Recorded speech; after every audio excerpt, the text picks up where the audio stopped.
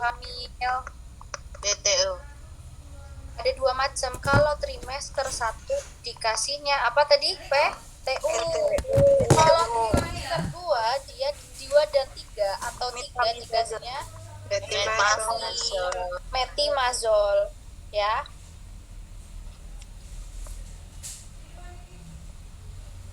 Oke.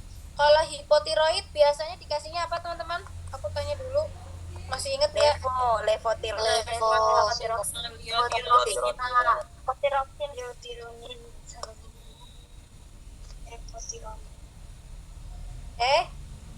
Atau liotironin tadi ada yang bilang ya, liotironin. Liotrix juga ada, liotrix. Gitu ya. Next. Kalau first line pada dewasa hipertiroid apa? Hipertiroid dewasa Metimazol. MMI, PTU ya. Lanjut. Nomor 6. Seorang wanita didiagnosa menderita hipertensi dan diresepkan kaptopril oleh dokter. Bagaimana cara minum obat tersebut? Ayo, ada yang tahu nggak? Jam sebelum makan ya. Sebelum makan. Absorpsi kaptopril itu setelah diteliti, iya, setelah diteliti itu lebih efektif pada saat kondisi perut kosong. Kapan sih perut kosong? Ingat-ingat, waktu perut kosong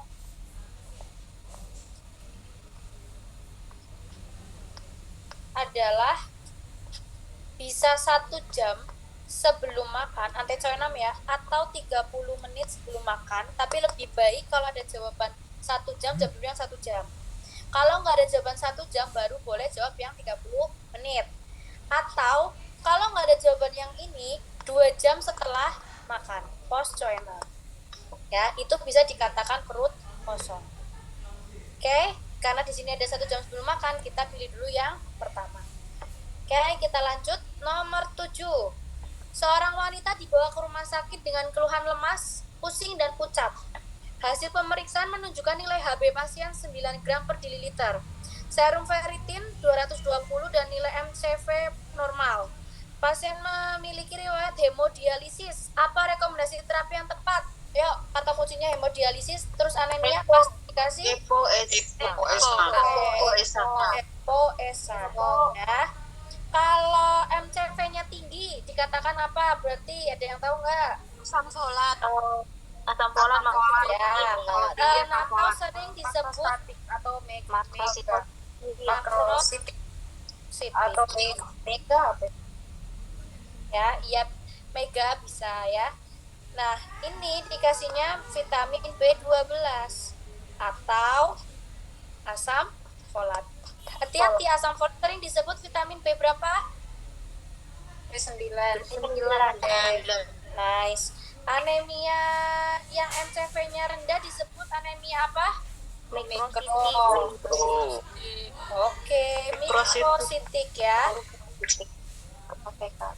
Apa obatnya? TTC. FE ya.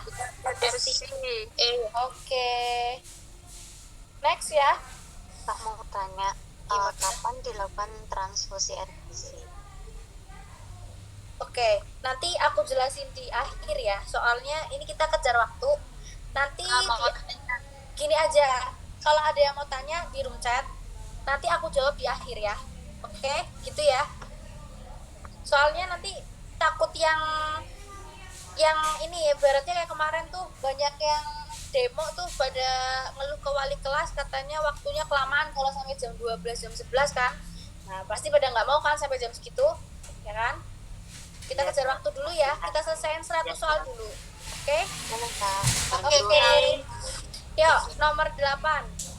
Seorang ibu membawa anaknya yang berusia 3 tahun ke puskesmas. Anak tersebut dalam keadaan lemas dan diketahui mengalami diare dengan frekuensi lebih dari 4 kali sehari. Dokter meresepkan Oralit untuk mencegah dehidrasi pada pasien. Apa parameter yang digunakan untuk menentukan derajat dehidrasi pada pasien? Turgor kulit. Oke, betul, turgor kulit. ya. Jadi betul oralit ini memang berfungsi sebagai pengganti elektrolit yang hilang ya dari tubuh. Kemudian derajatnya itu diamati kulitnya ya, kemampuan kulit itu bisa kembali ke bentuk semula ya setelah ditekan.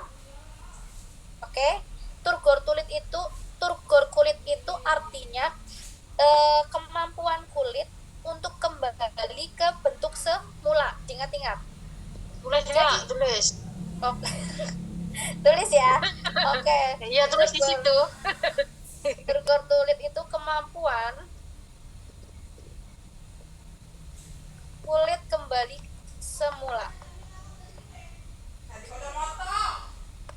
Jadi kalau misalnya dia dehidrasi, kulit yang ditarik atau ditekan tapi lama kembalinya itu artinya dia dehidrasi. Oke. Next, nomor 9. Seorang pasien diabetes mellitus tipe 2 dibawa ke UGD karena tidak sadarkan diri dengan napas terengah-engah. Hasil pemeriksaan menunjukkan gula darah sewaktu, sewaktu ya, sebesar 400 mg per diliter. Apa insulin yang tepat diberikan untuk menurunkan kadar glukosa pasien? Lulisin. Oke, karena apa? Lulisin. Karena apa? Kerja cepat, Kak. Kerja cepat. Betul ya. Kita pilih yang kerja cepat. Dan dia ini termasuknya ke glukosa darah untuk mengendalikan prandialnya ya. Waktu kan disebut juga istilahnya prandial. Berarti kita kasih insulin prandial ya. Prandial itu ada apa aja? Ada yang tahu prandial isinya? Bukan isinya. Rapid acting itu obatnya apa aja? Lispro, aspan, dan laboratit, humulin. Oke, Lispro, aspart, sama grulisin ya. Ya.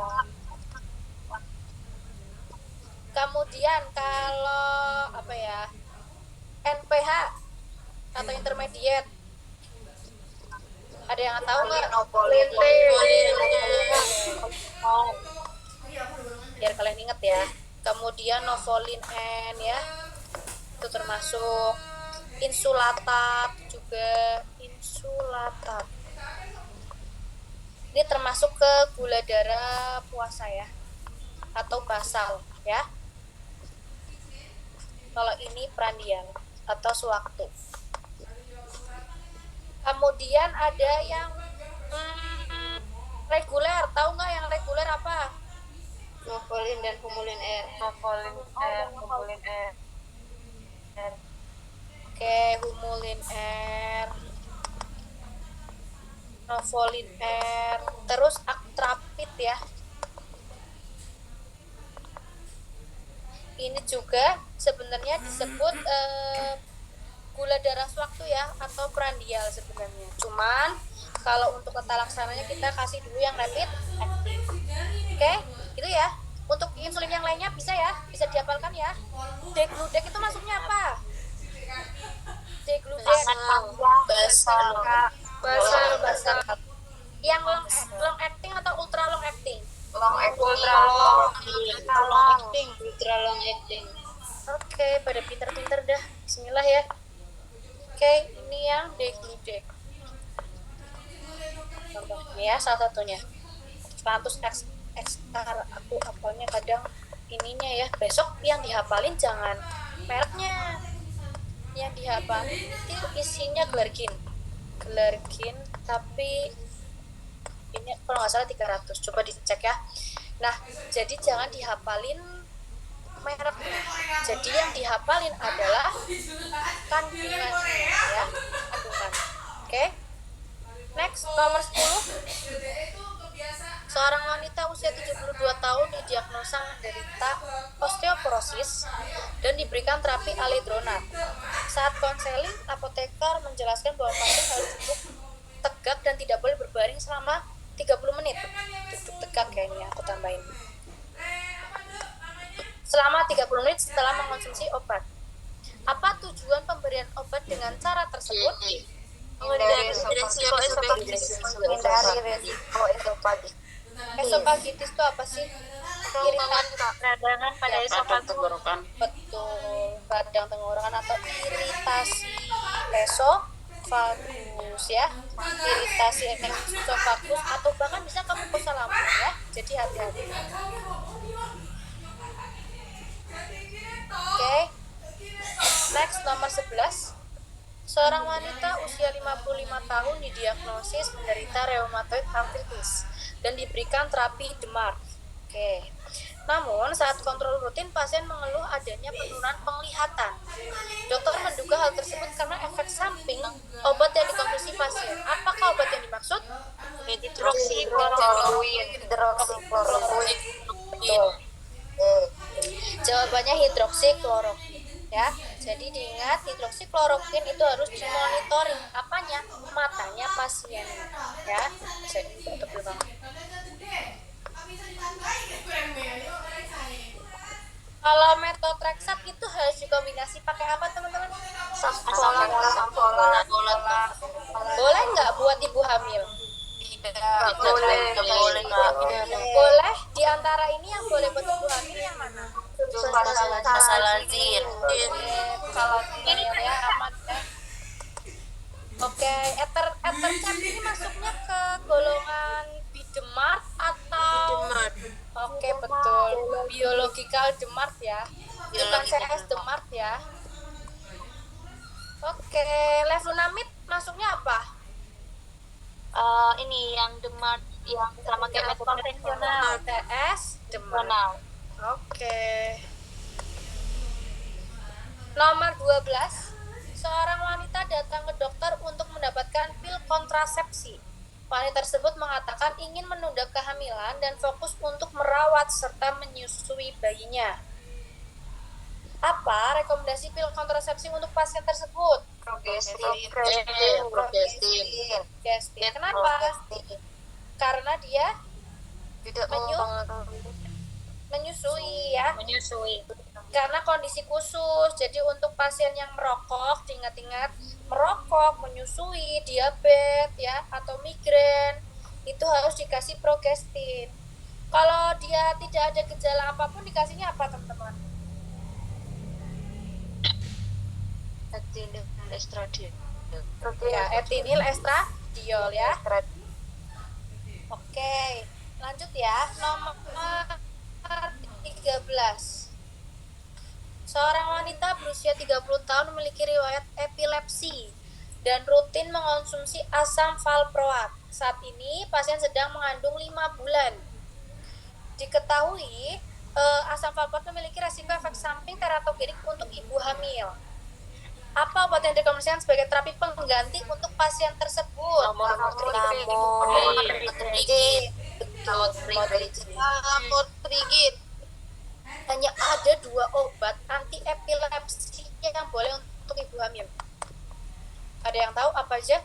Lamotrigid dan levetiracetam. Lamotrigid.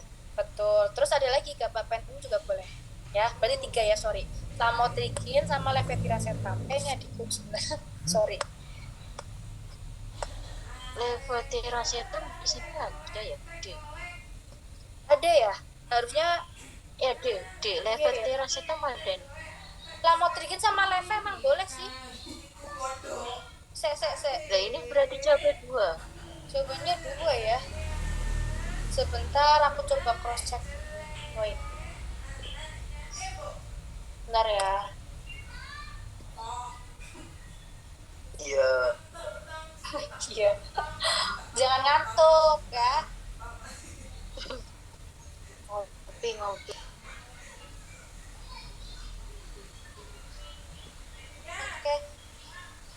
Wait. Levetiracetam itu Pak, bukannya karbamazepin loh. karbamazepin nggak boleh. Kalau karbama nggak boleh. Yang boleh sebentar. Tetap lamotrigid dulu yang di ini. Posisi Lainnya pertama. yang pilih yang pertama ya. Sebenarnya kalau levetiracetam itu sempat ada edaran tidak boleh. Tapi ada edaran baru katanya boleh. Jadi kita menganut yang paling aman aja ya. Tolong kalau misalnya ada soal seperti ini jawab aja lamotrigin. Oke? Karena dari dulu emang ada peringatan jangan menggunakan levetiracetam karena menyebabkan teratogenik juga. Tapi setelah ada aturan baru ternyata boleh gitu loh. Nah, kayak ini kalau kalian tahu apa namanya obat HIV efavirenz ya, sempat dengar nggak efavirenz udah boleh tahun 2015 WHO mengeluarkan efavirenz itu boleh ya, boleh untuk ibu hamil. Tapi kalau besok ada UKAI pertanyaannya obat apa yang tidak boleh untuk ibu hamil, jawab efavirenz. Kalau misalnya obat HIV apa yang tidak boleh untuk ibu hamil, jawab saja efavirenz. Karena sebelum tahun 2015 itu efavirenz nggak boleh teman-teman. Tapi setelah tahun 2015 ternyata tidak menyebabkan efek yang berbahaya kepada janin. Jadi tata laksananya sama, TDF sama kayak pasien dewasa, TDF 3TC efavirenz. Ya, sempat dengar nggak hal kayak gini? Dengar kan? Ya. Oke ya, jadi gitu ya. Untuk asam valproat untuk anti epilepsi yang paling aman memang hanya lamotrigin dan gabapentin. Kalau ini nggak ada, misal ada jawaban levetiracetam, baru pilih yang leve.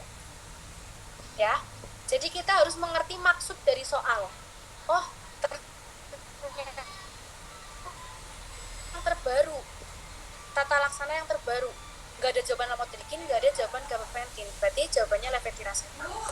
Karena besok UKAI itu nggak akan ada jawaban opsi jawaban itu 2, itu nggak ada dan tidak mungkin ya, tidak ada soal UKAI itu rancu, itu tidak ada. Oke, percaya sama saya karena saya sudah mengalami UKAI, itu benar-benar jelas tidak mungkin soal UKAI itu rancu, bahkan ada 2 jawaban itu tidak mungkin. Karena ini kan kita membuatnya, tim sindrom ini membuat sesuai kisi-kisi ya, kisi-kisi dari pusat, dari blueprint ya, dengan cara seperti ini dan namanya manusia ya ada kurangnya. Tapi kalau UKAI besok pasti tidak ada kesalahan sedikit pun. Oke, gitu ya teman-teman. Ini yang aman untuk ibu hamil. Kita lanjut ya. Siap. Ini aman sebenarnya. WHO 2015 aman. Boleh dicek di Permenkes, itu ada jelas. Oke. Nomor 14. Seorang pasien didiagnosis menderita BPH dengan pembesaran volume prostat. Dokter meresepkan obat golongan 5-alfa reduktase inhibitor untuk pasien tersebut. Obat apakah yang dimaksud? Finasterid. Betul, finasterid. Jadi yang masuk ke 5-alfa reduktase itu ada finasterid. Terus ada lagi apa? Dutasterid. Aku sekarang mau tanya deh, yang masuk ke PDE 5 inhibitor itu apa? Sildenafil. Betul, sildenafil. Terus tadalafil ya, bisa ya. Kenapa jadi besar tiba-tiba? Sebentar. Tadalafil. Oke. Kemudian yang masuk ke alpha 1 blocker. Ini kenapa? Betul, alpha blocker. Prazosin efek sampingnya apa yang terkenal? Hipotiroidisati.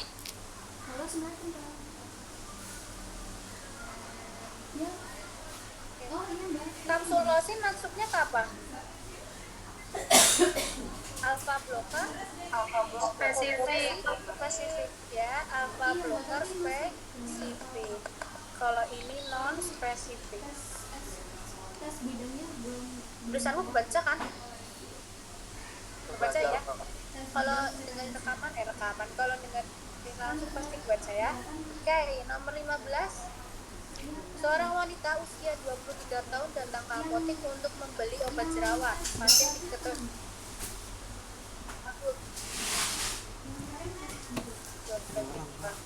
apa obat jerawat yang dikasih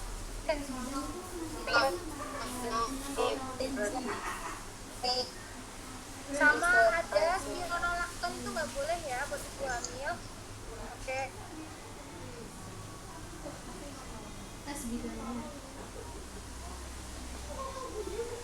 Yang boleh Hero boleh untuk jerawat nggak?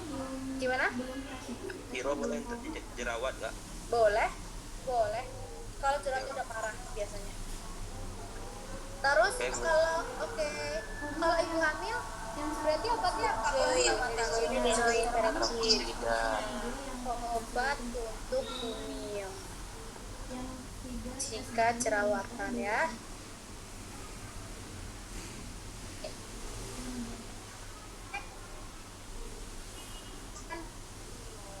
Ada kulit berantak dok mendiagnosa dan dermok sel up terlepas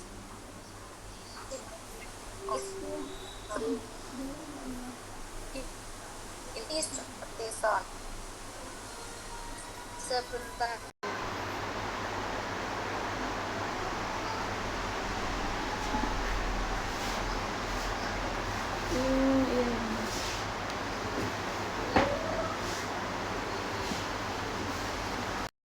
Recording in progress. Ya, ada yang lebih first line-nya lagi despatenol ya, diaper.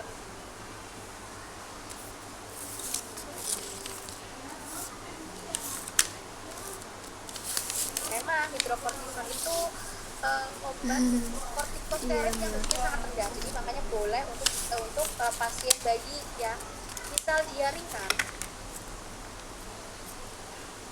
maka kita kasih tadi contohnya lanolin, pantenol ya, pantenol, kemudian ada enggak belum mbak.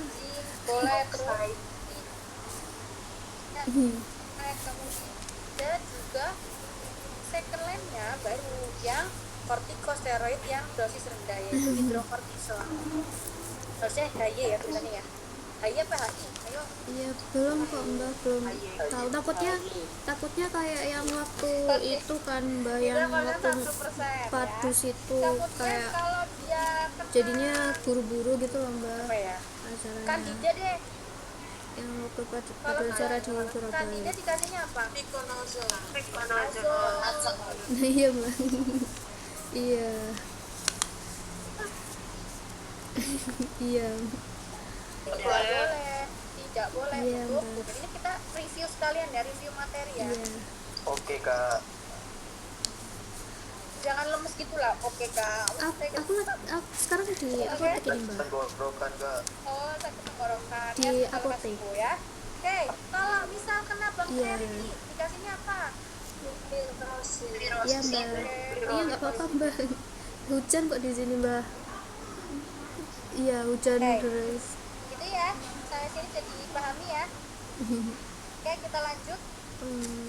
17 Iya. seorang lagi Iya mbak. tahu. Waalaikumsalam. Aku mau nulis nistatin udah belum? Nah, ini boleh ya nistatin ya. Iya amin mbak. Nistatin juga boleh anak-anak. Ya. Next, Makasih nomor mbak. 17. Seorang laki-laki usia Ya, 62 Assalamualaikum. tahun didiagnosis mengalami BPH. Dokter meresepkan prazosin. Saat sesi konseling, apoteker menyampaikan resiko efek sampingnya. Apa efek samping yang dimaksud? Potensi ortostatik. Nice. 18. Tuan A saat bepergian ke daerah Enggak, ini endemik loh. malaria. Mbak Hasil nggak dapat enak. doxycycline sebagai terapi profilaksis malaria. Mbak nggak Apoteker memberitahu pasien untuk memulai meminum obat sebelum bepergian. Berapa hari sebelum bepergian pasien tersebut harus mulai minum obat? nggak kayak yang kemarin. 2 hari. Ada jawaban 1 hari kan ini 1 atau 2? Pakai ngomong. Pakai ngomong. Di grup. Nggak mungkin ada jawaban sih ya. Pasti 1 atau 2 hari. 1 atau 2 Anjay, Mas. Kayak lagi nggak ada orang. Kiranya ini setengah. Hujan deras. Iya. Anjay mah Satu atau mbak dua gak hari. asik kak kayak ini. Iya anjir buru-buru banget mbak Cara dosen minumnya curhat anjir sih kalau kita 2 hari sebelum Emang cepet keberangkatan banget sisanya kemudian cepet banget sisanya Selamat di sana 14 hari setelah jam 10 kan banget sisanya paling lama ya. Bisa ya semua ya. Next, nomor 19. Seorang pasien dengan penyakit jantung kronis diberikan terapi aspirin, namun pasien mengalami efek samping aku nggak tahu gimana itu.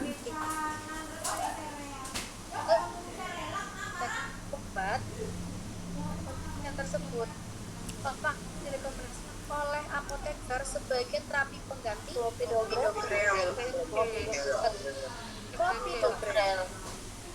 Ya, menurut penelitian clopidogrel ini memang sebagai alternatif yang pasiennya itu nggak bisa dikasih aspirin atau alergi aspirin, ya. Jadi pengganti aspirin itu bisa diganti aspirin kan jadi itu nggak clopidogrel. sih apa Oke, mengencar darah nomor 20. warfarin juga Seorang wanita didiagnosa menderita PBRO dan diresepkan regimen terapi OAT. Saat pengalihan informasi diketahui bahwa wanita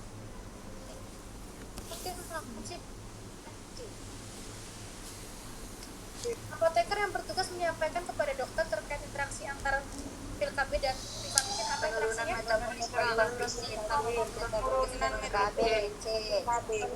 Metabolisme pil KB. C kak.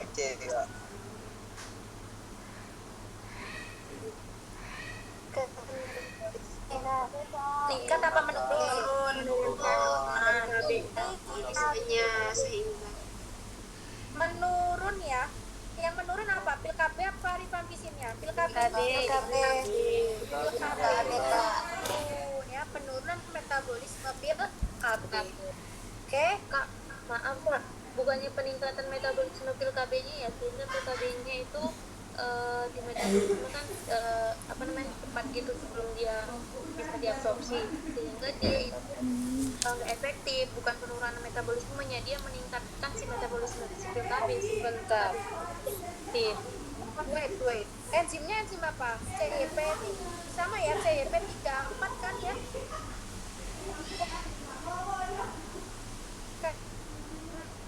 Atau turun kan nih? Wait. Padahal aku pakai Telkomsel ya. Nyadotnya anjrot. hujan Oh iya sih. Telkomsel sih nggak jelas emang di satu Rio loh aku Telkomsel jelek banget bagusan Excel Iya. Di sini XL ya. 10 menit kena, 10 menit gak kena. Baru nggak kalau jelas kalau data selulernya tak hidupin baru bisa. lah Lah Ya. kan.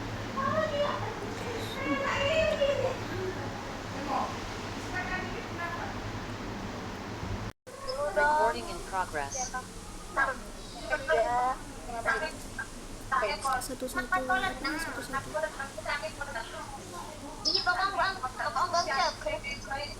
Di pokong bang cek kerong kali. Mute guys, mute.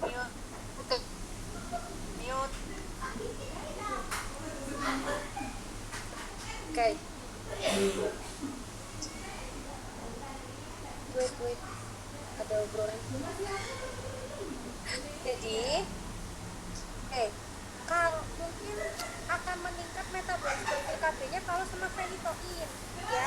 Kalau sama phenytoin betul peningkatan metabolisme.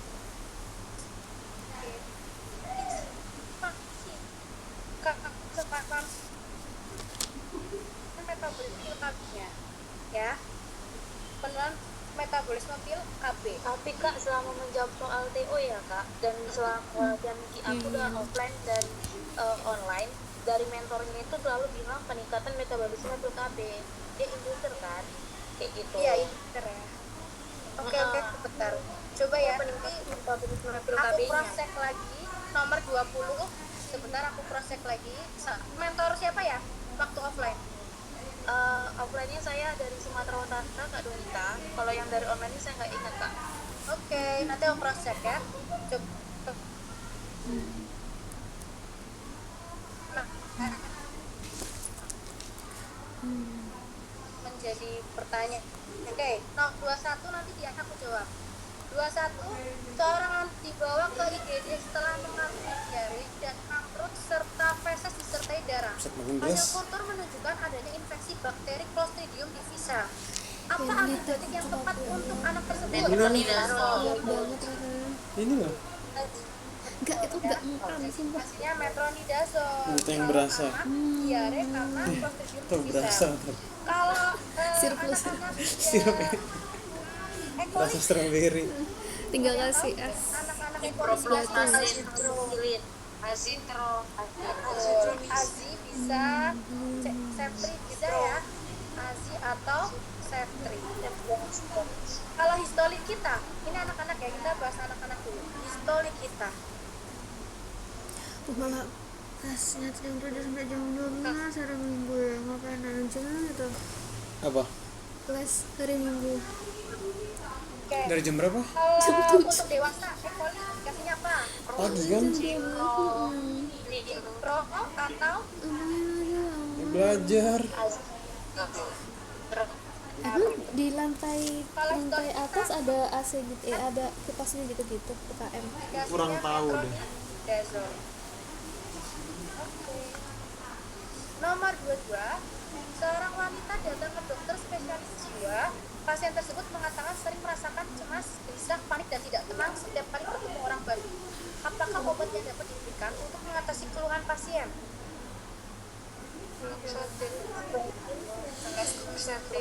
Keluhan, oke. Fluoxetine betul ya. Jadi tata laksana ya betul. Jadi lini pertama pengobatan kecemasan ya, dia cemas ya, itu dikasihnya fluoxetine atau ada lagi, ada yang tahu selain fluoxetine apa? Citalopram, betul. Citalopram, betul. Sentralin ya, venlafaxine juga bisa. Oke, sebentar teman, aku ada telepon, wait ya, sebentar aja.